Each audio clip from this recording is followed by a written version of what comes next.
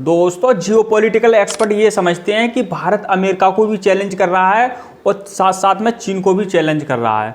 दोस्तों geopolitical expert का ये कहना है कि चीन का असली दुश्मन भारत है, ना कि अमेरिका, क्योंकि चाइना जानता है कि भारत ही उसको काउंटर कर रहा है हर जगह पर। दोस्तों रिसेंट विजिट है मोदी की नामीबिया, जो यूरेनियम का सबसे बड़ा भंडार है नामीबिया।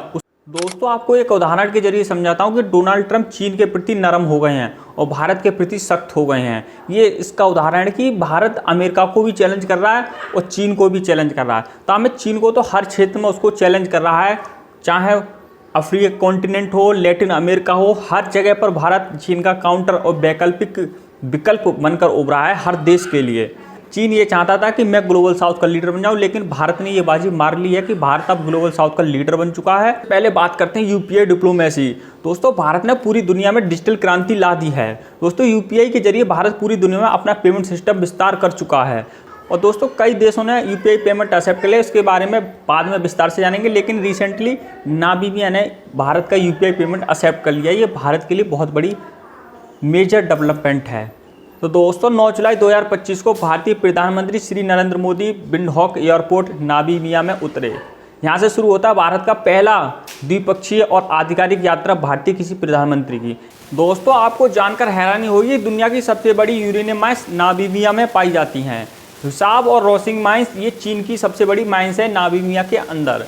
दोस्तों चीन ने इतना भारी भरकम यूरेनियम में इन्वेस्टमेंट कर रखा है नामीबिया के अंदर कि आप देखकर चौंक जाएंगे। $5 अरब का इन्वेस्टमेंट कर रखा है। दोस्तों आपके जहन में एक सवाल आया हो कि भारत ने पहले से इसकी आधिकारिक यात्रा क्यों नहीं की।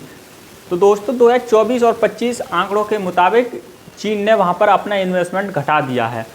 इस मौके का फ़ायदा उठाया भारत ने ये देखा कि चीन भारी भरकम इन्वेस्टमेंट घटा रहा है नामीबिया के अंदर, तो भारत ने आधिकारिक यात्रा तय कर दी।